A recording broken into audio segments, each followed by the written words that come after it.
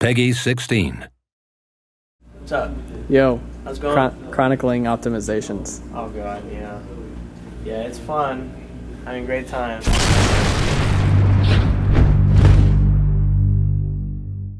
This performance initiative is surely a team effort. Every last person is currently working on something related to performance. No question, engineers have the bulk of the work and are going to be the bulk of the impact. But designers, artists, animators, audio folks are also helping out.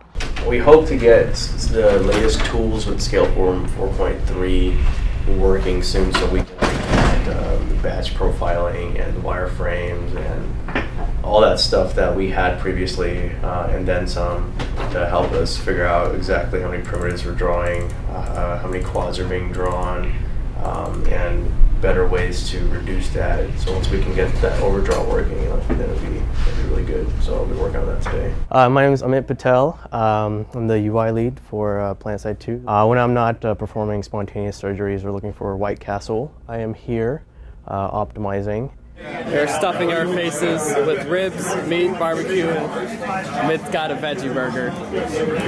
To get 60 FPS, you have to get 16 and 2/3 milliseconds processing per frame, at least. Just talking from the UI, we've been spiking up to 4 or 5 milliseconds once in a while. We really want to keep that number to a minimum.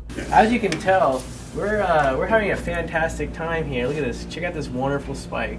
It's beautiful. Oh, let me zoom in. Everything's going well. No problem. No problem. Bam. 8.85 milliseconds for no reason, except that it thinks it needs to garbage collect when I don't think it needs to. Things that we do to minimize those values is we reduce the number of objects we see on the screen. Here we have a before, and on the right we have an after. Now we're primarily interested in this lower right region of the vitals. Every tick is a different texture. You'll notice that it has its own quad being drawn, right? Versus something that's really simple on the right side. Each entire bar is a texture instead of every tick. We noticed that when we have twin collisions, array keeps building on itself and just keeps getting some ridiculous number, and it probably gets garbage collected at some point, which is why we're seeing 8-10 millisecond spikes.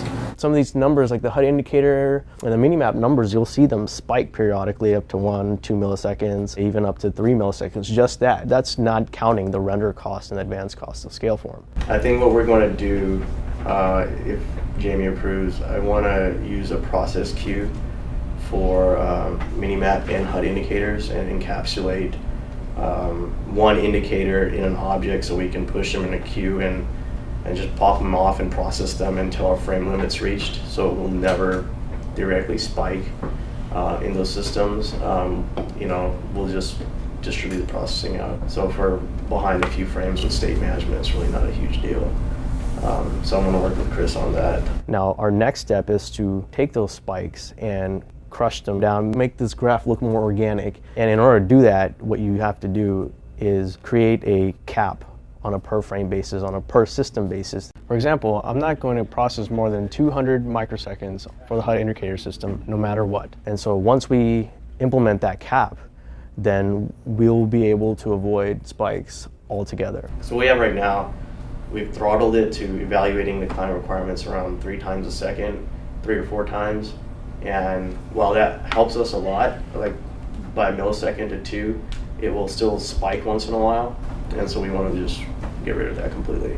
I'd say we're a good 1/3 of the way through what we really want to do. This first third has gone extremely well. We're really happy with some of the stuff we've got. We've still got a lot of bugs to fix and a lot of issues to resolve, but it's really coming together.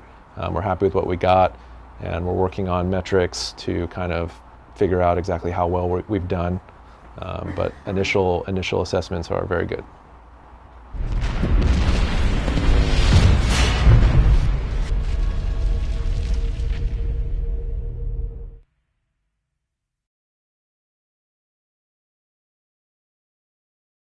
Sony.